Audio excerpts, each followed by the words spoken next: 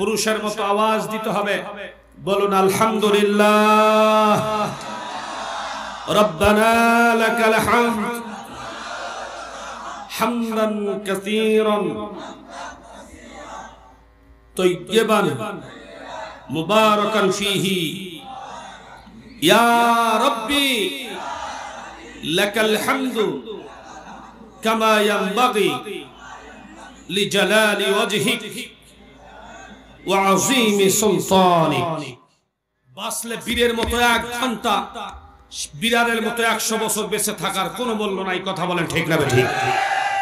আমার ভাইরা, আল্লামা সাঈদী এটি প্রতীয়মান করে গিয়েছেন, জীবন দিয়ে দিয়েছেন, বাতিলের কাছে মাথা নত করে নাই। আল্লামা সাঈদী জীবন দিয়েছেন, ফাঁসির কাস্টে বিভিন্ন আলেম ঝুলিয়েছেন, কিন্তু তারপরেও কোন জালিমের কাছে মাথা নত করে নাই। কথা বলেন ঠিক না ঠিক? আল্লামা সাঈদীর প্রতিটি কথা প্রতিফলিত হয়েছে কি হয় নাই? আমার ভাইরা, কিন্তু আরেকটা আশা আল্লামা সাঈদী, শহীদ আল্লামা সাঈদীর আরেকটা আশা এখনো প্রতিফলন হওয়ার বাকি আছে। আমরা কোরআনের কথা বলি, যদি আমরা কোরআনের বাইরে যদি কোনো কথা বলি, সাথে সাথে লোকমা দিবেন আমি সংশোধন হব, ঠিক না ঠিক? কিন্তু কোরআনের বিরুদ্ধে, রাসূলের সুন্নাহর বিরুদ্ধে, আল্লাহর কোরআনের বিরুদ্ধে যদি কোনো মানুষ কথা বলার দুঃসাহস দেখায়, বলাইরহাট এলাকাবাসীদেরকে জানাতে চাই, প্রয়োজনে জীবন দিয়ে দিব, তার জিহ্বা টেনে কুত্তাকে খাওয়াতে হবে। রাজি আছো কারা কারা? দেখাও দুহা। আমি বিএনপির ভাইদেরকে বলবো, আপনি বুকে হাত দিয়ে বলুন, জিয়াউর রহমানের নাম যদি 1000 বার নেওয়া যায়, 1 লক্ষ বার নেওয়া যায়, কোটি লক্ষ বার যদি নেওয়া যায়, আপনি কি জান্নাত দিতে পারবেন? যশোরের জমিনে আল্লামা ডক্টর মিজানুর রহমান আজহারি তিনি বলেছিলেন যে একদল খেয়ে গিয়েছে আর একদল খাওয়ার জন্য রেডি হয়ে আছে। এই কথায় তাম বাংলাদেশ আজকে তোলপাড় হয়ে গেছে। কথা বলেন ঠিক না ঠিক?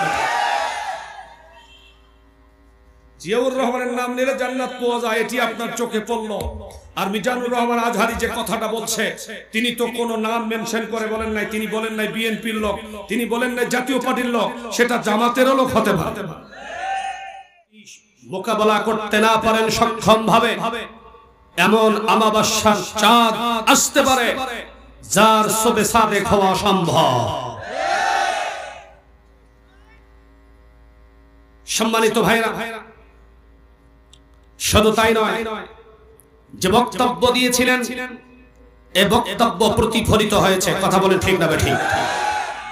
দীর্ঘ 17টি বছর কোরআনের হক কথাগুলো আমরা বলার চেষ্টা যারা করেছি, আমাদেরকে রিমান্ডে নেওয়া হয়েছে, পা উপরে ঝুলায়া পিটানো হয়েছে। শুধু তাই নয়, বছরের পর বছর আমাদেরকে কারারুদ্ধ রাখা হয়েছিল।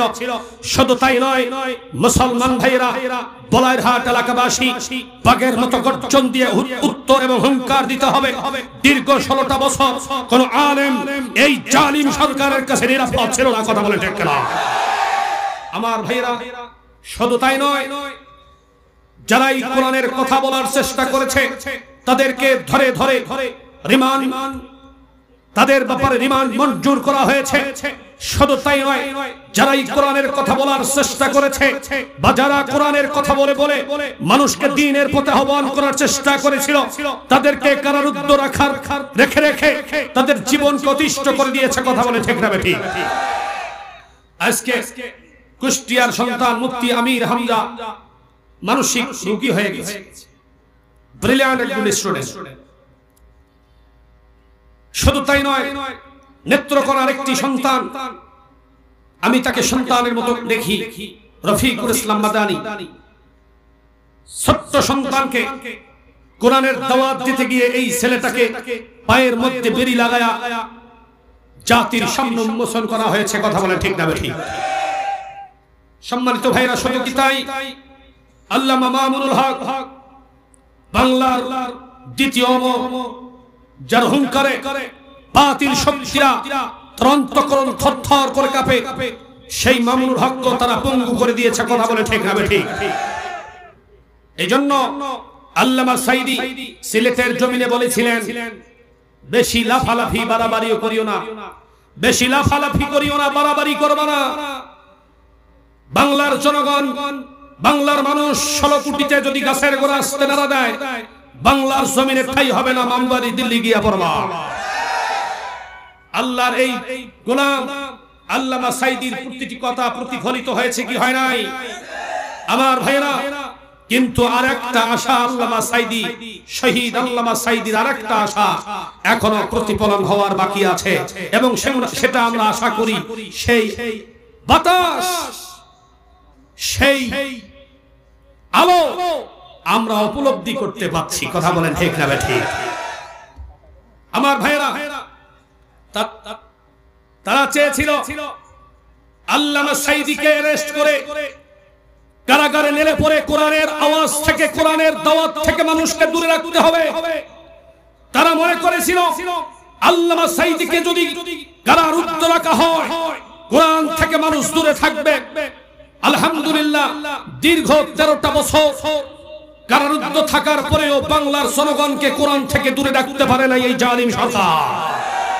শুধু তাই নয়, শুধু তাই নয়, তারা চেয়েছিল বেঁচে থাকলে তো হবে না, এই লোকটাকে বিষাক্ত ইনজেকশন পুশ করে দুনিয়া থেকে যদি বিদায় করে দেওয়া হয়, বাংলার জমিনের মুসলমান কোরআন থেকে দূরে থাকবে। কিন্তু বিদায় করে দেওয়ার পরেও বাংলার জনগণ মুসলমান, এই মুসলমানদেরকে কোরআন থেকে দূরে রাখতে পারে না। এই কথা বলেন ঠিক না ঠিক? শুধু তাই নয়, আমার ভাইরা, বিভিন্ন আলেমদেরকে ধরে ধরে যখন রিমান্ডের ব্যাপারে বিভিন্ন ডিপার্টমেন্টকে সিগন্যাল দেওয়া হয়েছিল, তারাই পরেশান হয়েছে।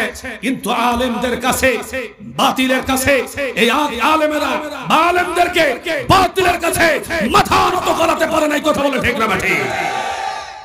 সম্মানিত ভাইরা, এক পর্যায়ে বাংলার জমিনের বিভিন্ন আলেমদেরকে, প্রখ্যাত আলেম আল্লামা সাঈদীকে তারা বিদায় করে দিল। তারপরেও কি মানুষকে কোরআন থেকে দূরে রাখতে পেরেছে? আমি কোন পয়েন্টে কথা বলেছি আমি কিন্তু আলোচনা শুরুই করি নাই, এখনো সালামের পরেই আছি। কিন্তু কথা বুঝেন, আমি আমার এই মাহফিল কমিটির সম্মানিত শ্রদ্ধাভাজন কমিটি মহোদয়দেরকে বলবো, এবং সেই সাথে আমার বেলাল ভাই, হেকমত ভাই, আরো শ্রদ্ধাভাজন ব্যক্তি যারা আছেন তাদেরকে বলবো, আমি যখন সিগন্যাল দিব আপনারা আজিজুল ইসলাম জিহাদি ভাইকে নিয়ে আসবেন, কারণ উনি আমার ভাই, উনি আমার বড় ভাই। আমি যদি 10 মিনিট 20 মিনিট বেশি কথা বলি, আমরা ভাই ভাই কোনো সমস্যা আছে কি? কথা পুরুষের মতো বলতে হবে, আছে নাই? আমরা বুঝি, ইটস আওয়ার পার্সোনাল ম্যাটার, এটা আমাদের ব্যক্তিগত ব্যাপার। আমরা প্রয়োজনে এখানে ফজরের নামাজ হবে, একটু শুকরিয়াও কয় না যে আলহামদুলিল্লাহ, প্রয়োজনে ফজরের নামাজ হবে। রাজিয়া সরকার দুহাত দেখাও আল্লাহকে। খাব্বাবের অনুসারে নেই, হাত নামা। আমি অনুরোধ করব, এখানে আমি অনুরোধ করব স্টেজে কেউ কথা বলবেন না, যদি কথা বলা জরুরি মনে করেন দয়া করে মেহেরবানি একটু আলাদা ভালো প্লিজ, ইটস মাই রিকোয়েস্ট। আমি অনুরোধ করছি, বিনয়ের সাথে বলছি, বিনয়ের সাথে। আমার ভাইরা, আমার বন্ধুগণ, ইদানিং এ বন্ধু বলারহাট এলাকাবাসী পুরুষের মতো জবাব দিতে হবে, খাব্বাবের মতো, খোবাইবের মতো জবাব দিতে হবে। বাঁচলে বীরের মতো 1 ঘন্টা, বিড়ালের মতো 100 বছর বেঁচে থাকার কোনো মূল্য নাই। কথা বলেন ঠিক না ঠিক? আমার ভাইরা, আল্লামা সাঈদী এটি প্রতীয়মান করে গিয়েছেন, জীবন দিয়ে দিয়েছেন, বাতিলের কাছে মাথা নত করে নাই। আল্লামা সাঈদী জীবন দিয়েছেন, ফাঁসির কাস্টে বিভিন্ন আলেম ঝুলিয়েছেন, কিন্তু তারপরেও কোন জালিমের কাছে মাথা নত করে নাই। কথা বলেন ঠিক না ঠিক? আমি বিনয়ের সাথে বলবো, যারা রাস্তাঘাটে দাঁড়িয়ে আছেন, মেহেরবানি করে অনুগ্রহপূর্বক প্যান্ডেলের ভিতরে এসে বসে পড়ুন। এটি জান্নাতের বাগান, এটি এমন একটি গুরুত্বপূর্ণ স্থান যেখানে ঢুকলে টাটকা ভাইলা, ঢুকলেই পুরস্কার, সাথে সাথে 4টা পুরস্কার আবার আল্লাহ দান করবে। বাড়িতে গিয়ে বলেন সুবহানাল্লাহ, আওয়াজ দিয়ে কোন সুবহানাল্লাহ। পুরুষের মতো এইভাবে বলেন আলহামদুলিল্লাহ, এভাবে বলেন আলহামদুলিল্লাহ। আমার ভাই, ইদানিং একটি বিষয় দেখে আমি খুব অ্যাস্ট্রোনেস হয়ে গেলাম।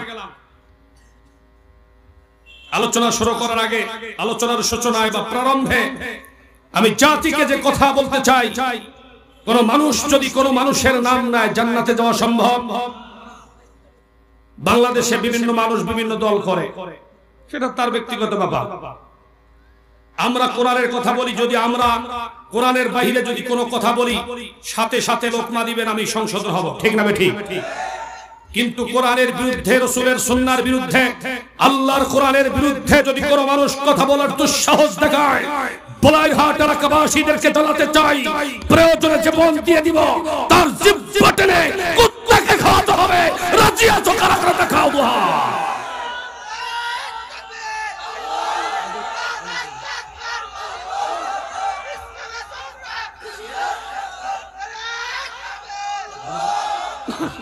আলহামদুলিল্লাহ,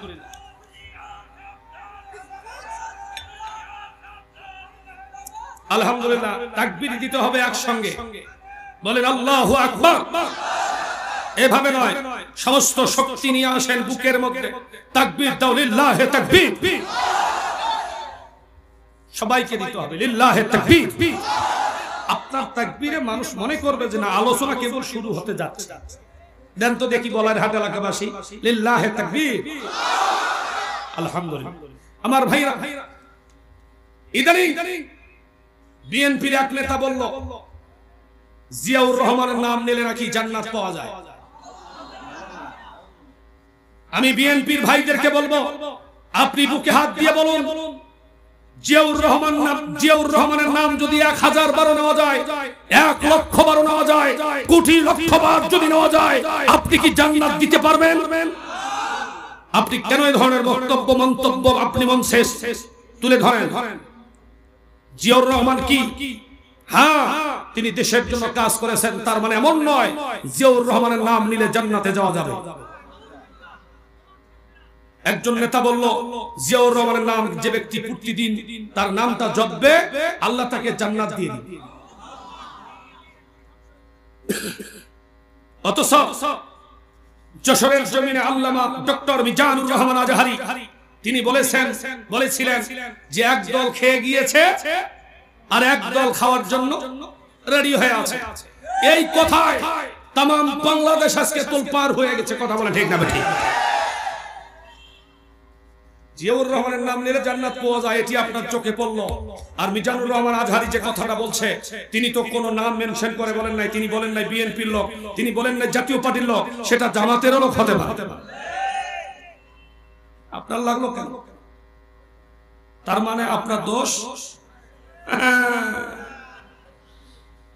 আল্লাহ বুঝার তৌফিক দান করুন, বলেন আমিন। কাজেই পুরুষের মতো জবাব দিতে হবে, আসসালামু আলাইকুম ওয়া রাহমাতুল্লাহি ওয়া বারাকাতুহু। আসুন মহান মুনিবের দরবারে শুকরিয়া আদায় করি যে আল্লাহ সুবহানাহু ওয়া তাআলা আমাদেরকে বিভিন্ন ব্যস্ততাকে উপেক্ষা করে বার্ট অফ হেভেন, জান্নাতের বাগানে আসার বসার তৌফিক এনায়েত করেছেন।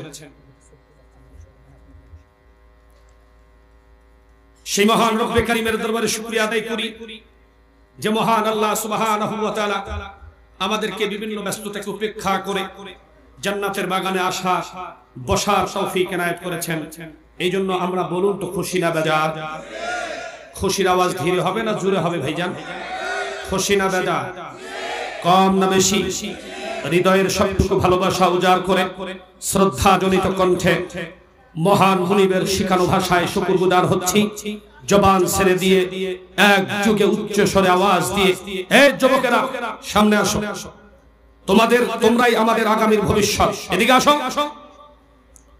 আমার সম্মানিত যুবক বাবারা, এই জন্য পুরুষের মতো আওয়াজ দিয়ে বলুন আলহামদুলিল্লাহ। হয় নাই, পুরুষের মতো আওয়াজ দিতে হবে, বলুন আলহামদুলিল্লাহ। রব্বানা লাকাল হামদ হামদান কাসীরান তাইয়্যিবান মুবারাকান ফীহি ইয়া রাব্বি লাকাল হামদু কামা ইয়ানবাগি লিজালালি ওয়াজহিক ওয়া আযীমি সুলতানিক। আমরা শুকরিয়া আদায় করলাম কার? যতক্ষণ বসে থাকবো শুকরিয়া হবে কার? যতদিন এ দেহে শ্বাস প্রশ্বাস বহমান চলমান থাকবে শুকরিয়া হবে কার? দরুদ প্রেরণ করি মানবতার মুক্তির দূত সৈয়দুল আম্বিয়া সরওয়ারে দো আলম রাসূল আরবি রাসূল আকরাম নবী মুকাররম সৈয়দুল কাউনাইন হাবিব কায়সার আকোই নবদার তাজদার মদিনা নূরে মুজাসসাম। আমরা সেই নবীর উপরে দরুদ প্রেরণ করি যেই নবী তায়েফের জমিনে মার খেয়েছেন। আমরা সেই নবীর উপরে দরুদ প্রেরণ করি যেই নবী আরাফাতের ময়দানে লাব্বাইক আল্লাহুম্মা লাব্বাইক লাব্বাইক লা শারীকা লাক লাব্বাইকের ধ্বনি তুলেছেন। আমরা সেই নবীর উপরে দরুদ প্রেরণ করি যেই নবীর মাথায় লোহার হেলমেট ভেঙে গিয়ে মাথা রক্তাক্ত হয়েছিল। আমরা সেই নবীর উপরে দরুদ প্রেরণ করি যেই নবী উহুদের ময়দানে দন্দান মুবারক শহীদ হয়ে গেল। আমরা সেই নবীর উপরে দরুদ প্রেরণ করি যেই নবী 27টা যুদ্ধের সেনাপতির প্রধান ছিলেন। তিনি হলেন বিশ্ব নবী মুহাম্মদ রাসূলুল্লাহ। আওয়াজ দিয়ে বলুন সাল্লাল্লাহু আলাইহি ওয়াসাল্লাম। আমার ভাইরা, আর ভূমিকায় সময় নষ্ট হবে না। Please look at me, attention করো, কোন দিকে তাকানো যাবে না। আমার ভাইরা, আমার বন্ধুগণ, আল্লাহর কোরআন মহাগ্রন্থ আল কোরআনুল কারীম as a complete code of life, এমন একটি কিতাব, এমন একটি গ্রন্থ, এমন একটি গাইডের আলোচনা শোনার জন্য আমরা এখানে এসেছি। আমার নবীজি বিশ্ব নবী বলেন, কোন মানুষ যদি কোরআন শোনার জন্য আসে নগদ 4টা পুরস্কার। বলেন সুবহানাল্লাহ। আরেকটা আওয়াজ দিয়ে বলেন আল্লাহু আকবার। আমার ভাইরা, আমার বন্ধুগণ, আমার নবীজি বিশ্ব নবী জনাব মুহাম্মদুর রাসূলুল্লাহ সাল্লাল্লাহু আলাইহি ওয়াসাল্লাম বলেন, যেই মানুষটা আল্লাহর কোন বান্দা কোরআনের তাফসীর শোনার জন্য দিনের বেলা যদি তার ঘর থেকে বের হয়ে যায়, আমার নবীজি বলেন 500 রাকাত নফল নামাজ পড়লে যেই সওয়াব হবে এর থেকেও বেশি সওয়াব আমার আল্লাহ ওই বান্দার আমলনামার মধ্যে ইনক্লুড করে দেন। বলেন আলহামদুলিল্লাহ। শুধু তাই নয়, 2 নম্বর পুরস্কার আমার ভাইরা, আমার বন্ধুগণ, আমার নবীজি বিশ্ব নবী বলেন, আর যারা রাতের বেলা কনকনে শীতকে উপেক্ষা করে আল্লাহকে পাওয়ার জন্য, আল্লাহর সৃষ্টি বুঝবার জন্য, আল্লাহর জান্নাত পাওয়ার জন্য যে ব্যক্তি আল্লাহর কোরআনের ডাকে, নবীজির ইজ্জতে, নবীজির মহব্বতে, কোরআনের সম্মানে, কোরআনকে ইজ্জত করতে গিয়া যেই মানুষটা কোরআনের ময়দানে এসে বসে পড়ল, আমার নবীজি বলেন, আল্লাহর বান্দা যখন জান্নাতের বাগানে বসে যায়, আমার দয়ার আল্লাহ ওই বান্দার উপরে রহমতের সাকিনা বর্ষণ করতে থাকে। বলেন সুবহানাল্লাহ।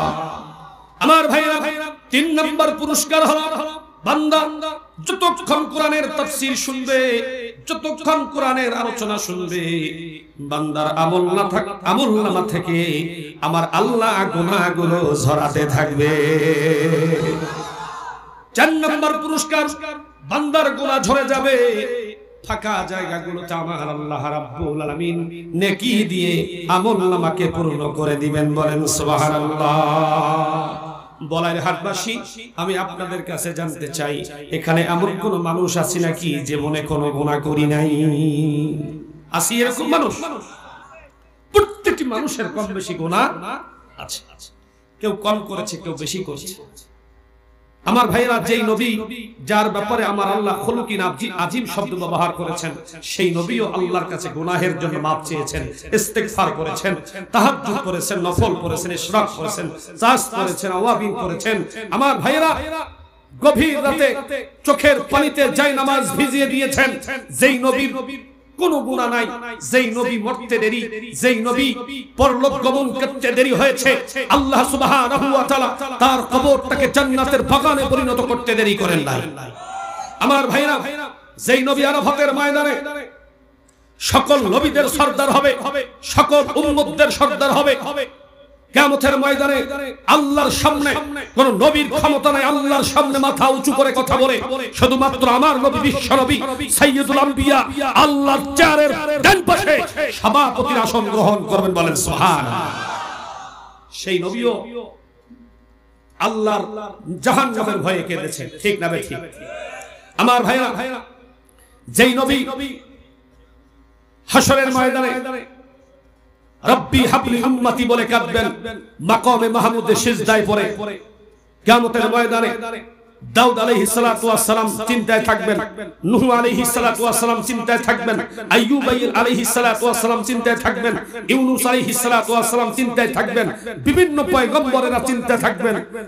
তারা নিজেকে বাঁচার চিন্তা ভাবনা করবে, কিন্তু একমাত্র আমার নবী, আপনার নবী, আমাদের সকলের নবী মুহাম্মদুর রাসূলুল্লাহ সাল্লাল্লাহু আলাইহি ওয়াসাল্লাম আল্লাহকে বলবে রব্বুল আলামিন, আজকে হাসরের ময়দানে একটা উম্মত যেন আমার সামনে জাহান্নামে না যায়, একটা উম্মত যদি জাহান্নামে যায়, আয় আল্লাহ তাআলা আমি রাসূল জান্নাতে যাব না। কত বড় কথা, কত বড় কথা আমার ভাই জানে। একমাত্র শেষ পাওয়ার অফ অ্যাটর্নি আমার নবীকে দেওয়া হবে, তিনি হলেন বিশ্ব নবী মুহাম্মদুর রাসূলুল্লাহ।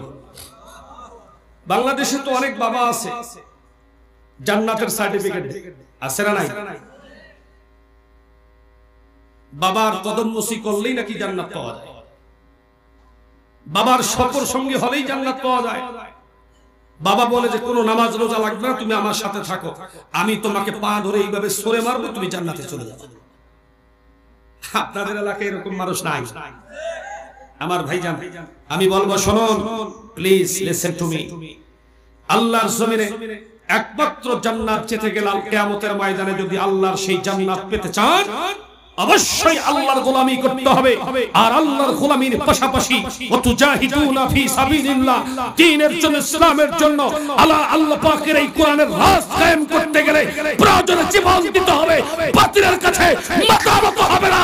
কার জীবন যাবে আর কার জীবন থাকবে দেখার সুযোগ নয়। আল্লামা সাঈদী জীবন দিয়েছেন, মতিউর রহমান নিজামী জীবন দিয়েছেন, কাদের মোল্লা জীবন দিয়েছেন, বাতিলের কাছে মাথা নত করেন না।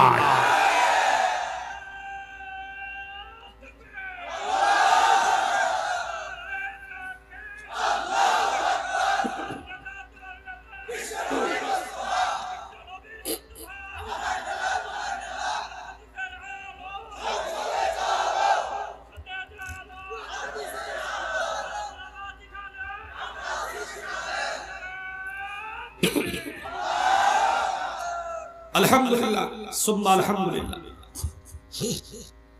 শুধু আমি এতটুকু আপনাদেরকে বলতে চাই, আমার সম্মানিত বড় ভাইদেরকে বলছি, রাস্তা বন্ধ করবেন না, আসতে দেন। আপনারাও আসেন, বসেন। ভাঙ্গা ভাঙ্গা কণ্ঠে কিছু কথা উপহার দিতে চাই, বসেন, খুব ভালো লাগবে, আসেন। কেউ দাঁড়িয়ে থাকবেন না, আমি বিনয়ের সাথে অনুরোধ করি, কেউ দাঁড়িয়ে থাকবেন না, বসেন। বিভিন্ন দলের লোক থাকতে পারেন, আমি সকলকে শ্রদ্ধা রেখে বলি আপনারা বসেন, আপনারা বসেন। কোন আলেমদেরকে তাফসীর মাহফিলে কাউন্টার দিবেন না, যেই দলের লোক থাকেন। মানুষ কিন্তু এখন অনেকটা গ্রাজুয়েট হয়ে গিয়েছে, আগের মতো আর লিটারেট নাই, কথা বলেন ঠিক না ঠিক? আপনারা কাউন্টার দিবেন, তাহলে নিজের পায়ে নিজে কুড়াল মারবেন, সেটা যে কোনো দলের হোক, সেটা জামাত ইসলাম হোক। জামাত ইসলাম যদি কোরআনের বিরুদ্ধে কথা বলে 14 তালাক দেব আমি, ইদ্রিস আলী জিহাদি, ঠিক না বেটে? ইসলামের পক্ষে থাকবেন, কোরআনের পক্ষে থাকবেন, রাসূলের পক্ষে থাকবেন। আমার ভাইরা, যারা চেয়েছিল এই জমিনকে 41 সাল পর্যন্ত এই বাংলার ভূখণ্ড দখলে নেবে, আল্লাহ সুবহানাহু ওয়া তাআলার এই জমিনে আল্লাহর কোরআনের সাথে বেয়াদবি করার কারণে, আলেমদের সাথে বেয়াদবি করার কারণে 41 সাল নয় 41 মিনিটে থাপ্পড় দিয়ে জমিন থেকে বের করে দিয়েছে। সুতরাং ইতিহাস ভুলে গেলে হবে না, ইতিহাস ভুলে গেলে হবে না, আপনাকে ইতিহাস ফলো করতে হবে। যারা আলেমদের সাথে বেয়াদবি করেছে, যারা কোরআনের সাথে বেয়াদবি করেছে, আল্লাহ তাদেরকে এই দুনিয়ার জমিনে লাঞ্ছনার সাথে বিদায় দিয়েছে। তাদের মশাল দেখলে মাথা কাজ করত না। আওয়ামী লীগের নাম নিলে উজু করে নাম নেওয়া, আজকে এরকম ময়দান, কোরআনের ময়দান আপনি দিতে পারেন? যাদের কাছে অনুমতি নেওয়া লাগতো তারা ছিল সরঞ্জিৎ সিং বাবু, ভট্টাচার্য, রাজকুমার চক্রবর্তী, এগুলা বলে নাকি কোরআনের মাহফিলের অনুমতি দিন। মেইন সেক্টরের দুনিয়ার অসভ্য এবং জানোয়ার প্রকৃতির লোককে তারা বসায় দিয়েছিল। এই কারণে এই বাংলা ভূখণ্ডের বিভিন্ন মুসলমান মাজলুম হয়েছিল, অত্যাচারিত হয়েছে। আমরা কথা বলতে পারিনি, তারপরেও যদিও বলার চেষ্টা করেছি, আমাদেরকে জেলখানায় নেওয়া হয়েছে, আমাদেরকে ফাঁসির ভয় দেখানো হয়েছে, আমাদেরকে রিমান্ড নেওয়া হয়েছে, তারপরেও আই ডোন্ট কেয়ার। ঠিক কিনা বলে? এই জন্য আমি অনুরোধ করব, প্লিজ আল্লাহর জমিনে আল্লাহর কথা হবে, আল্লাহ পাকের এই কোরআনের কথা হবে। একজন মানুষ আমরা কেউ বাইরে থাকবো না ইনশাআল্লাহ। বলে সবাই বসে একটু জিকির করুন, লা ইলাহা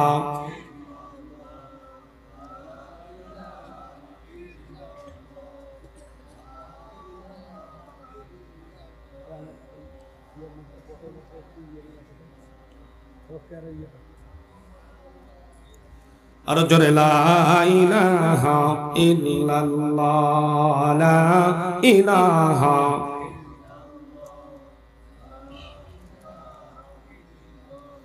লা ইলাহা ইল্লাল্লাহু মুহাম্মাদুর রাসূলুল্লাহ। ভাইজান রিকশা চলে না সলক সারা, নৌকা চলে না মাঝি সারা, মুমিন চলে না জিকির সারা, দুনিয়া চলে না আল্লাহ সারা। লা ইলাহা জোরে লা ইলাহা, জোরে জোরে লা ইলাহা। আপনাদের কি ভয় লাগতেছে না?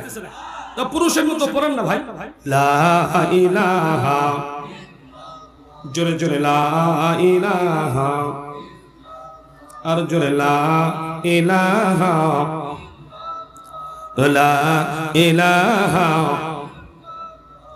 লা ইলাহা ইল্লাল্লাহু মুহাম্মাদুর রাসূলুল্লাহ সাল্লাল্লাহু আলাইহি ওয়াসাল্লাম। আমার ভাইরা, আমার বন্ধুগণ, আমি মহাগ্রন্থ কুরআনুল কারীমের সূরাতুল বাকারা এবং সূরা আলে ইমরান থেকে আপনাদের সামনে দুটি আয়াতের টুকরা বিশেষ তেলাওয়াত করেছি। আল্লাহ চাহে তো অল্প সময়ের মধ্যে এর সরল অনুবাদ ব্যাখ্যা করার সময় হবে না। আমি অত্যন্ত অসুস্থ, very tired and I am very weak. আমার ভাইজান অল্প সময় কয়েক মিনিট কথা বলে আমি আপনাদের কাছ থেকে বিদায় নিব। আমার ভাইরা, আল্লাহ সুবহানাহু ওয়া তাআলা বলেন, বান্দারে পড়ুন আমার সাথে, আউযু বিল্লাহ, জবানটা ছেড়ে দেন, বিসমিল্লাহির রাহমানির كيف تكفرون بالله وكنتم أمواتا فأحياكم ثم يميتكم ثم يحييكم ثم إليه ترجعون। আরো জোরে জোরে জোরে আল্লাহু আকবার। আল্লাহ সুবহানাহু ওয়া তাআলা বলেন, বান্দারে তুমি যে লাফালাফি করো, ঝাপাঝাপি করো, তুমি বলো আমার নেতার চরিত্র ফুলের মতো পবিত্র। ও বন্ধু, তোমার নেতা যদি গাঁজাখোরের ওস্তাদ হয়, ফেন্সিডিলের ওস্তাদ হয়, ইয়াবাখোরের চেয়ারম্যান হয়, আর ধর্ষিতা বা পতিতালয়ের যদি মেম্বার অফ কমার্স হয়, তাহলে কিয়ামতের ময়দানে তোমার নেতাও যাবে জাহান্নামে, তোমাকেও যেতে হবে জাহান্নামে। কথা বলেন ঠিক না বেঠিক? আমার ভাইরা, আল্লাহ সুবহানাহু ওয়া তাআলা বলে, বান্দা তুমি লাফালাফি করো, ঝাপাঝাপি করো, বান্দা তুমি কি একটাবারও ভুলে গেছো নাকি? তুমি একটাবারও চিন্তা করেছো আমি আল্লাহ সুবহানাহু ওয়া তাআলা তোমাকে সৃষ্টি করেছি? বলেন সুবহানাল্লাহ। তুমি কাকে অস্বীকার করে কোন নাটার বল্টুর পিছনে ছোট? অবশ্যই তোমাকে ভালো হতে হবে। আর যদি জান্নাত পেতে চাও তাহলে দ্বীনের জন্য, ইসলামের জন্য তোমাকে কাজ করতে হবে। বলেন আল্লাহু আকবার। স্বামী বাদ দাও। আমার ভাইরা শুধু তাই নয়, আল্লাহ রাব্বুল আলামিন বলে বান্দা, হাল আতা আলাল ইনসানি হিনুম মিনাদ দাহরি লাম ইয়াকুন শাইআন মাযকুরা। আল্লাহ বলে বান্দা, তুমি দুনিয়াতে এসে মাস্তানি করো, মুসলমান হয়ে মুসলমানের পা কাটো, মুসলমান হয়ে মুসলমানের ঘাড় কেটে দাও, গর্দান ফেলে দাও, মুসলমান হয়ে মুসলমানের ক্ষতি করো। এক ভাই মুসলমান, তুমি আরেক ভাইয়ের বিরুদ্ধে বিরুদ্ধাচরণ করো, অথচ তুমি যেই দলে করো না কেন তোমাকে ভাবতে হবে ওই লোকটা তো আমার ভাই। কারণ রাসূল বলেছেন, আল মুসলিম আকুল মুসলিম, একজন মুসলমান আরেক মুসলমানের ভাই। কথা বলেন ঠিক না বেঠিক? আমার ভাইয়েরা, আমার বন্ধুগণ, তোমার ভাই, তারপরে তুমি তার সাথে বেয়াদবি করো, তার বিরুদ্ধে বিদ্যাচরণ করো, তাকে বিভিন্ন রকমের মিথ্যা মামলা দিয়ে কারাগারে পাঠাবার ব্যবস্থা করো, পায়তারা করো। ও বান্দা, তুমি কি একবারও ভুলে গেছো তোমার এই জমিনে কোনো অস্তিত্ব ছিল না, তোমার কোনো লোকেশন ছিল না, তোমার কোনো আইডেন্টিটি ছিল না, তোমার কোনো পরিচয় ছিল না, তোমার নাম ছিল না, ঠিকানা ছিল না। আমি আল্লাহ তোমাকে সৃষ্টি করেছি। বলেন না সুবহানাল্লাহ। আল্লাহ বলে বান্দারে, কিভাবে সৃষ্টি করলাম তোমাকে তুমি কি জানো না? কি ইন্না খলাকনাকুম মিন তুরাবিন সুম্মা মিন নুতফাতিন সুম্মা মিন আলাকাতিন সুম্মা মিন মুদগা। বলেন আল্লাহু আকবার। এর আরেকটু আওয়াজ দিয়ে বলেন আল্লাহু আকবার। আল্লাহ রাব্বুল আলামিন বলে বান্দারে, আমি আল্লাহ পাক তোমাকে সৃষ্টি করেছি এক ফোঁটা নাপাক পানি থেকে। আবার অন্যত্র আমার আল্লাহ পাক বলেন, বান্দা, তোমার মা বাবার দৈহিক মিলনের ফলে পানি ফোঁটা, সেই সাথে কিছু মাটির উপাদান থেকে আমি আল্লাহ পাক তোমাকে সৃষ্টি করেছি। তোমার মা বাবার সঙ্গে স্পর্শের নাপাক পানি ফোঁটাকে আমি আল্লাহ পাক জমাট রক্তে পরিণত করেছি, সেই রক্তটাকে আবার এক টুকরা গোশতে পরিণত করেছি। সেই গোশতটাকে 40 দিন পর্যন্ত ঘুরায় ঘুরায় আমি আল্লাহ পাক একটা বডি, একটা স্ট্রাকচার তৈরি করেছি। বলেন না সুবহানাল্লাহ। এরপরে কি করেছি জানো? ফাকাসাউনাল ইযামা লাহমা। আল্লাহু আকবার বলেন। এরপরে আমি আল্লাহ সুবহানাহু ওয়া তাআলা তোমার মায়ের পেটের ভিতরে, আমি আল্লাহ সুবহানাহু ওয়া তাআলা তোমার মায়ের পেটটাকে আমি আল্লাহ পাক একটা কভার, একটা থলি, একটা ব্যাগ, একটা ঢাকনা হিসাবে ফি করারিন মাকিন, একটা সুরক্ষিত জায়গা মনে করে আমি আল্লাহ তোমাকে সুন্দর করে ছাউনি দিয়ে সেভ করে রেখে দিয়েছিলাম। বলেন সুবহানাল্লাহ। আরেকটু আওয়াজ দিয়ে বলেন সুবহানাল্লাহ। আমার ভাইজান, আল্লাহ সুবহানাহু ওয়া তাআলা আপনাকে আমাকে সুন্দর করে ছাউনি দিয়া একটা ইন্টেনসিভ কেয়ার ইউনিটের ভিতরে আল্লাহ সুবহানাহু ওয়া তাআলা আমাদেরকে রেখে দিয়েছেন। সুতরাং বাড়াবাড়ি, মারামারি, খুন, গুম, হত্যা, ইফতিজিং, সন্ত্রাসী, 2 নাম্বারি, চাঁদাবাজি, এগুলো করার কোনো সুযোগ নাই। আল্লাহ বলছেন, বান্দা তুমি যে ঝাঁপো, তুমি যে লাফাও, তোমার তো অস্তিত্বই ছিল। আমার ভাইরা, আমার বন্ধুগণ, আল্লাহ রাব্বুল আলামিন মায়ের পেটের ভিতরে 10 মাস 10 দিন আপনাকে বড় করলেন, আমাকে বড় করলেন তিলে তিলে। ও বন্ধুগণ, মায়ের পেটের ভিতরে তুমি কি খেয়েছো, আমরা কি খেয়েছি? মুফাসসিরিনগণ বলেন, আল্লাহ সুবহানাহু ওয়া তাআলা মায়ের নাভির সাথে তোমার নাভির কানেকশন দিয়া আমার আল্লাহ রাব্বুল আলামিন মায়ের রক্ত দিয়া আপনার আমার জীবনটাকে তিলে তিলে বাঁচিয়ে দিয়েছে। সুবহানাল্লাহ বলেন। তাহলে আল্লাহ সুবহানাহু ওয়া তাআলা আপনাকে আমাকে জীবন দিয়েছেন, সুস্থ রেখেছেন। 10 মাস 10 দিন মায়ের পেটের ভিতরে আমার আল্লাহ পাক আপনাকে আমাকে সুন্দর করে ছাউনি দিয়া একটা বডি, একটা স্ট্রাকচার বানায়া একটা ঢাকনার ভিতরে সেফটি দিয়ে বিভিন্ন রকমের সাকিনা দিয়ে আপনাকে আমাকে বড় করলেন। একটু আওয়াজ দিয়ে বলেন না সুবহানাল্লাহ।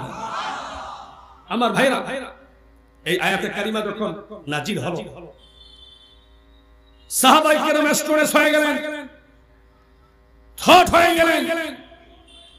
চিন্তা হলো, নবীজিকে বললেন, ইয়া রাসূলুল্লাহ, আল্লাহ সুবহানাহু ওয়া তাআলা 10 মাস 10 দিন তীরে ভাবে মায়ের পেটে বড় করলেন। আমার ভাইরা, এভাবে করে আল্লাহ সুবহানাহু ওয়া তাআলা নবীর সামনে সাহাবীরা বিভিন্ন ভাবে প্রশ্ন করতে শুরু করলেন। প্রশ্ন চলমান, এমত অবস্থায় জিবরাইল আলাইহিস সালাতু ওয়াস সালাম এসে নবীকে আবার সালাম দিলেন, আসসালামু আলাইকা ইয়া রাসূলুল্লাহ ইয়া হাবিবাল্লাহ, ভাই ইয়া আখি মুহাম্মদুর রাসূলুল্লাহ, হে আমার ভাই, হে আমার নবী, হে আল্লাহ পাকের পয়গম্বর। এই মাত্র একটি আয়াত আল্লাহ পাক আমাকে দিয়ে আপনার কাছে নাজিল করার জন্য পাঠায় দিলেন। বলেন না সুবহানাল্লাহ। আয়াতটা কি? পড়ুন আমার সাথে, মিনহা খালাকনাকুম ওয়া ফিহা নুঈদুকুম ওয়া মিনহা নুখরিজুকুম তারাতান উখরা। বলুন আল্লাহু আকবার। এই আয়াতটা কোন সময় পড়া হয় বলেন তো? মাটি দেওয়ার সময়। মিনহা খালাকনাকুম ওয়া ফিহা নুঈদুকুম ওয়া মিনহা নুখরিজুকুম তারাতান উখরা। ইরশাদ হচ্ছে, মিনহা খালাকনাকুম, আল্লাহ পাক বলছেন আমি তোমাকে মাটি দিয়ে তৈরি করেছি। ওয়া ফিহা নুঈদুকুম, আল্লাহর পয়গম্বর বিশ্ব নবী জনাব মুহাম্মদুর রাসূলুল্লাহ সাল্লাল্লাহু আলাইহি ওয়াসাল্লামের কাছে যখন জিবরাইল আলাইহিস সালাতু ওয়াস সালাম এই আয়াতে কারিমা নিয়ে আসলেন, নবীজি সাহাবীদেরকে বর্ণনা করার পর নবীজি বাসায় গিয়ে আবার বর্ণনা করতেছেন। হযরত খাদিজাতুল কুবরা এই আয়াতের বর্ণনা শোনার পরে আমার ভাইজান খাদিজা এমন ভাবে কান্না শুরু করে দিলেন, কাঁদতে কাঁদতে সমস্ত কাপড় ভিজে ফেললেন। আমার ভাইরা, তাফসিরে নাইয়ার এবং তাফসিরে আজাইবুল মাখলুকাতের ঘটনা আমি আপনাদের সামনে বলছি। আমার নবীজি বিশ্ব নবী বর্ণনা করার পরে খাদিজা যখন কান্না শুরু করে দিলেন, আমার বন্ধুগণ খাদিজার কান্না বন্ধ হয় না। একটি পর্যায়ে আমার নবীজি বিশ্ব নবী দ্বীনের জন্য জরুরি ভাবে মসজিদে নববীতে চলে গেলেন। প্লিজ আমার দিকে তাকান, আমি কি বলতে চাচ্ছি। দুনিয়াটা অনেকেই দুনিয়াকে মাজাল এলো, দুনিয়া তো মেরি হে, দুনিয়ার পিছনে আমরা অনেকেই ছুটি। আমরা দুনিয়াটাকে অনেক বড় মনে করি, আমরা মনে করি দুনিয়া মস্ত বড়, খাও দাও ভর্তি করো। আমার ভাইজান, এই দুনিয়াতে কোনো মানুষ সারা জীবন থাকতে পারবো না। কত মানুষ এই জমিনে রাজত্ব করেছে, কত মানুষ এই জমিনটাকে নিয়ে ত্রাস করেছে, অধিকাংশ মানুষ এই জমিন থেকে বিদায় নিয়েছে। কথা বলেন ঠিক না? আমার ভাইরা, নমরুদ চেয়েছিল ইব্রাহিমের রাজত্বকে ধুলণ্ঠিত করে, ধূলিসাৎ করে সারা জীবন সেই জমিনে রাজত্ব করবে। কিন্তু কি হয়ে গেল? একটা পর্যায়ে ইব্রাহিমকে মেরে ফেলার চক্রান্ত করলো, আগুনে ফেলায় দেওয়া হলো। লম্বা ইতিহাস সেদিকে যাব না। আমার ভাইজান, আগুন ইব্রাহিমের জন্য জান্নাতের বাগান হয়ে গেল। বলেন সুবহানাল্লাহ।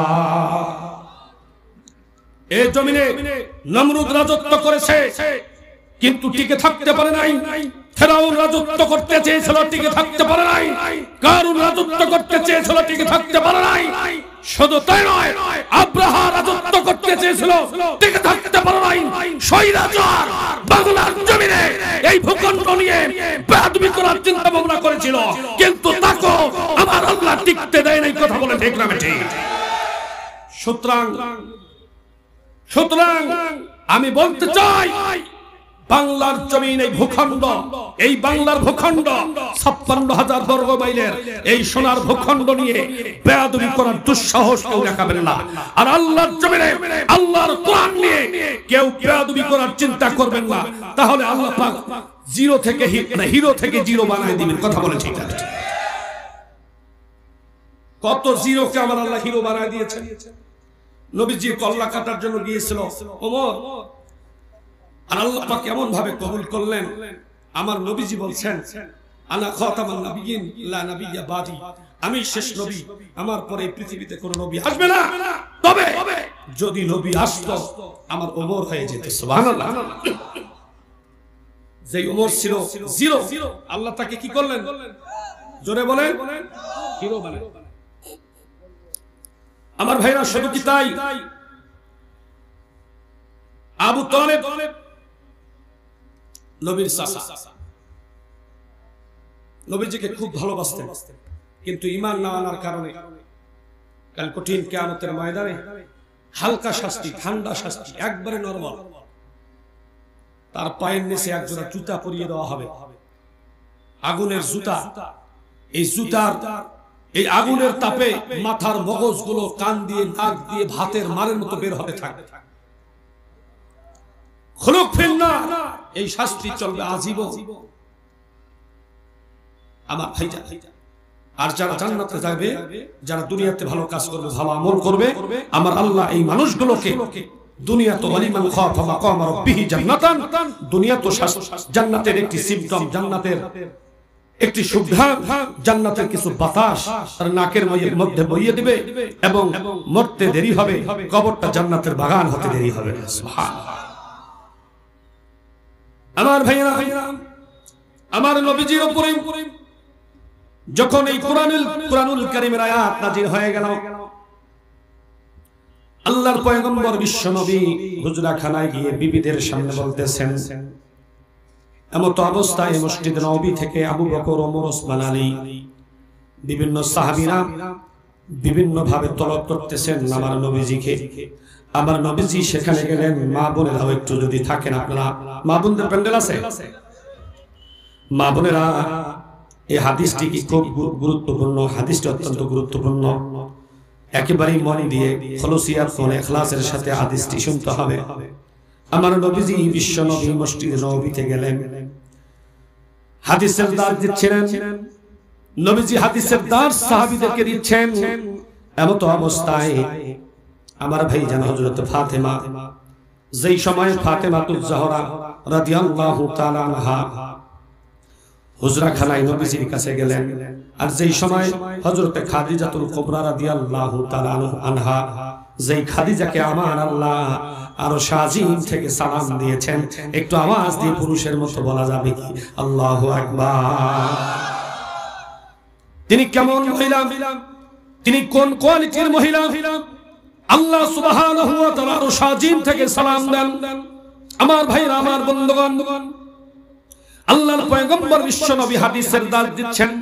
এমত অবস্থায় ফাতেমাতুজ জাহরা তিনি মসজিদে নববীতে রওনা দিলেন। তখন তার বয়স ছিল মাত্র 10 বছর। বলুন তো কয় বছর? মাত্র 10 বছর। নবীজিকে গিয়ে বললেন, ইয়া রাসূলুল্লাহ, ইয়া হাবিবাল্লাহ, আম্মা জান কেন জানি কেমন করতেছে। বিশ্ব নবী আর এক সেকেন্ড দেরি করেন নাই, যখন শুনলেন খাদিজা অসুস্থ, টায়ার্ড ফিল করতেছে, হাদিসের দার্স স্টপ করে দিয়া খাদিজার জন্য রওনা দিয়েছেন। বলেন সুবহানাল্লাহ। এই খাদিজা সাধারণ কোন মহিলা নয়। বিশ্ব নবী প্রত্যেকটা বিবিকে ভালোবাসতেন, কিন্তু বেশি মহব্বত করতেন হযরতে খাদিজাকে, কারণ খাদিজা বিশ্ব নবীকে শেল্টার দিয়েছিলেন। আমার দয়ার নবী, যেই নবীকে কাফের বেঈমানেরা বিভিন্ন ভাবে কটাক্ষ করেছিল, ঠিক ওই মুহূর্তে এই খাদিজা তার সকল সম্পদ দ্বীনের জন্য, ইসলামের জন্য, আল্লাহর জন্য নবীজির পা মোবারকে তুলে দিয়েছে। সুবহানাল্লাহ বলেন।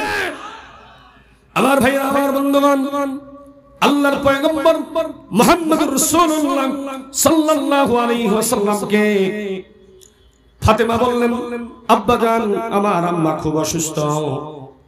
বিশ্ব নবী এই কথা শোনার পরে সাথে সাথে রওনা দিলেন। রওনা দেওয়ার পরে গিয়ে দেখেন হযরতে খাদিজাতুল কুবরা একেবারে পা সোজা করে কিবলামুখী হয়ে শুয়ে আছে, টনটনা হয়ে শুয়ে আছে। নবীজি তার নরম দুটি উরু হযরতে খাদিজার মাথার নিচে দিলেন। তার মানে হযরতে খাদিজাকে বিশ্ব নবী উরুর উপরে তার মাথাটা রেখে দিলেন। বলেন সুবহানাল্লাহ। আর চোখের পানি ছেড়ে দিয়ে বিশ্ব নবীকে বললেন, ইয়া রাসূলুল্লাহ। বিশ্ব নবী বললেন, ও খাদিজা, কি হয়েছে তোমার? তুমি তোমার এই অবস্থা কেন?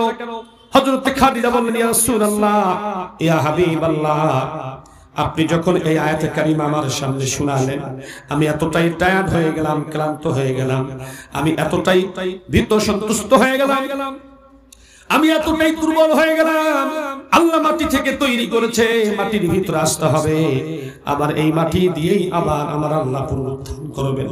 এই কথা যখন আপনি বললেন, আমি খাদিজা আর ঠিক থাকতে পারলাম না, এমন টায়ার্ড হয়ে গেলাম, অসুস্থ হয়ে গেলাম। আমি এমনটা ফিল করতেছি হয়তো আমি খাদিজা এই জমিনে আর বেশিক্ষণ থাকবো না। ও ইয়া রাসূলুল্লাহ, ও আমার প্রাণের স্বামী, হয়তো কিছুক্ষণের মধ্যে জমিন আমাকে ছেড়ে দিতে হবে। আল্লাহর পয়গম্বর বিশ্ব নবী এই বক্তব্য শোনার পরে আল্লাহর নবীজি মুহাম্মদ রাসূলুল্লাহ এমন ভাবে কান্না শুরু করে দিলেন হাউমাউ করে।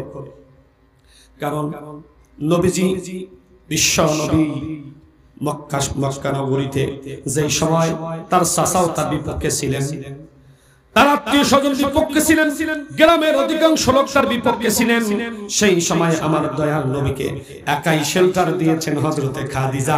একটু আওয়াজ দিয়ে বলেন না আল্লাহু আকবার। হযরতে খাদিজা একাই শেল্টার দিয়েছেন। খাদিজার বান্ধবীরা, খাদিজা ছিল মক্কা শহরের ৮ম ধনী, ৮ নম্বর ধনী। একটু আওয়াজ দিয়ে বলেন আল্লাহু আকবার। আর তার বান্ধবীরাও ধনী ছিল। তার বান্ধবীরা বিশ্বনবীকে বলতেন এ খাদিজা, তার বান্ধবীরা তার বান্ধবীকে বলতেন, খাদিজাকে বলতেন, খাদিজা তুমি কাকে বিবাহ করলা? সে তো একেবারে কুড়ে ঘরের সন্তান, একবারে নরমাল পজিশনের ছেলে, দুর্বল, তার তো সেরকম অস্তিত্ব নাই, তার তো কোনো বায়োলোকেশন নাই, তার কোনো আইডেন্টিটি নাই, তার কোনো অ্যাসেট নাই, তার অ্যাবিলিটি নাই, তার বংশ পরিচয় নাই।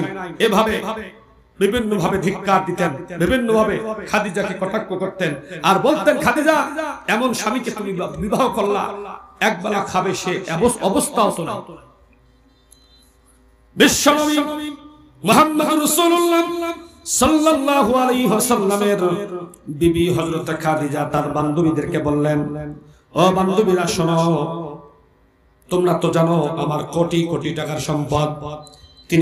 তেনারা বললেন জি হ্যাঁ, এই সমস্ত সম্পদ আমি আল্লাহর জন্য আব্দুল্লাহর সন্তান মুহাম্মদ তথা আমি আমার স্বামীর সামনে উপহার দিয়ে দিলাম। আমি আমার সমস্ত স্থাবর অস্থাবর সকল অর্থ সকল সম্পদ আমার স্বামীকে দান করে দিলাম। সুবহানাল্লাহ। এখন বলো আমার কিছু আছে? কয় না। এখন বলো কে গরিব আর কে বড়? সুবহানাল্লাহ বলেন। আমার ভাইরা, হযরতে খাদিজা এরকম ধনাঢ্য নারী ছিলেন। সেই সময় হযরতে খাদিজা রাদিয়াল্লাহু তাআলা আনহা বিশ্বনবীকে শেল্টার দিয়েছিলেন। বলেন সুবহানাল্লাহ। আমার ভাইরা, বিশ্বনবীর কোন কথাই হযরতে খাদিজা মনক্ষুণ্ণ হতেন না। আর খাদিজাকে যদি কোন বান্ধবী বা কেউ যদি কোন রকমের বক্তব্য দিত, কটাক্ষ করত, বিশ্বনবী বরদাস্ত করতেন না। লিল্লাহি তাকবীর, লিল্লাহি তাকবীর। আল্লাহু আকবার। প্রধান বক্তার আগমন, শুভেচ্ছায় স্বাগতম। প্রধান বক্তার আগমন, শুভেচ্ছায় স্বাগতম। বোলারহাটবাসীর পক্ষ থেকে শুভেচ্ছা। আজিজুল ইসলাম জাহাদি সাহেবের আগমন, শুভেচ্ছায় স্বাগতম। নারায়ে তাকবীর। আল্লাহু আকবার।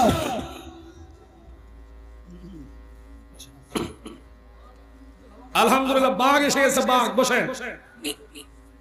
আমার ভাইজান, আমার বড় ভাইকে রেখে বসে রেখে কথা বলবো।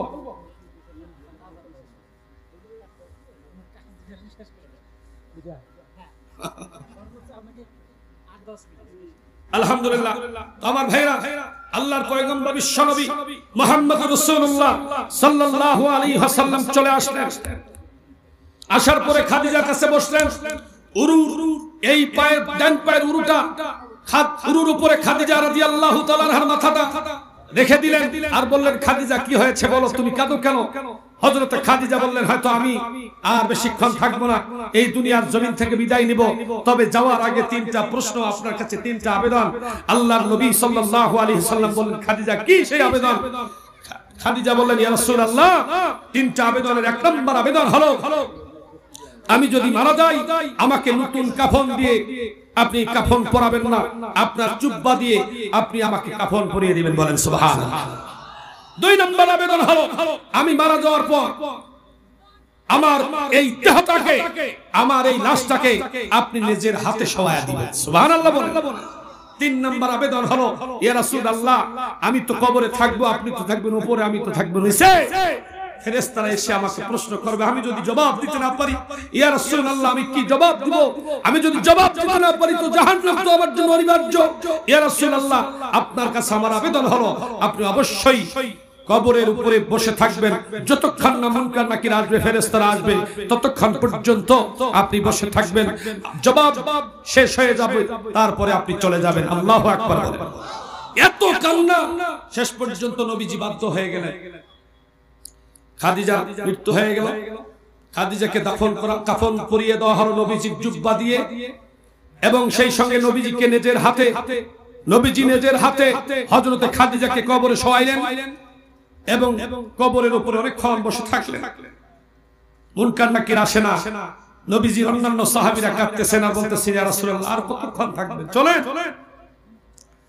আমার নবীজি বিশ্ব নবী বললেন, ও সাহাবীরা শুনো, তোমরা যদি যেতে চাও যেতে পারো, তবে আমার সাথে খাদিজার কথা হয়েছে, ফেরেশতারা যতক্ষণ পর্যন্ত প্রশ্ন করবে না ততক্ষণ পর্যন্ত আমি রাসূল কবর ছাড়ব না। বলেন আল্লাহু আকবার। আমার ভাইয়ের অনেকক্ষণ নবীজি থাকলেন, অনেক লম্বা কথা শর্ট করে বলছি। আমার সুরেশ দবর ভাই এসেছেন, আমার ভাইজান, শেষ কথা হলো আমার নবীজি বিশ্ব নবী এভাবে বসে থাকলেন, কান্না করতেছেন, কেঁদে কেঁদে দাড়িগুলো ভেজে ফেলতেছেন। আমার ভাইজান শেষ পর্যন্ত এক পর্যায়ে আমার নবীজির সামনে জিবরাইল এসে সালাম দিলেন, বললেন, ইয়া রাসূলুল্লাহ, ইয়া হাবিবাল্লাহ, আপনাকে কাঁদতে হবে না, আপনাকে এখানে আর বসে থাকতে হবে না। আপনি যেই জন্য বসে আছেন, আপনি মনে করতেছেন আপনি বসে থাকাকালীন ফেরেশতারা এসে খাদিজাকে প্রশ্ন করবে, এই চিন্তা আপনার ভুল। আপনি এই চিন্তা কোনো সময় করবেন না, কারণ যেদিন বা যে সময়ে খাদিজার সাথে আপনার জিম্মাদারি হয়েছে, চুক্তি হয়েছে, ওই মুহূর্তে আমার আল্লাহ খাদিজার কবরের প্রশ্নের জবাব নিজেই ফেরেশতার কাছে আদায় করে দিয়েছে। একটু আওয়াজ দিয়ে বলেন সুবহানাল্লাহ। তাহলে এই কথার দ্বারা বোঝা যায় আপনাকে আমাকে এই দুনিয়ার জমিন থেকে বিদায় নিতে হবে। আপনি যতই মন্ত্রী হন, আর যতই রাজা হন, আর যতই বাদশা হন, আর যতই ফকির হন, যে লেভেলের হোক না কেন, আপনার হায়াত শেষ হয়ে যাবে, এই জমিন ছেড়ে দিতে হবে। কথা বলেন।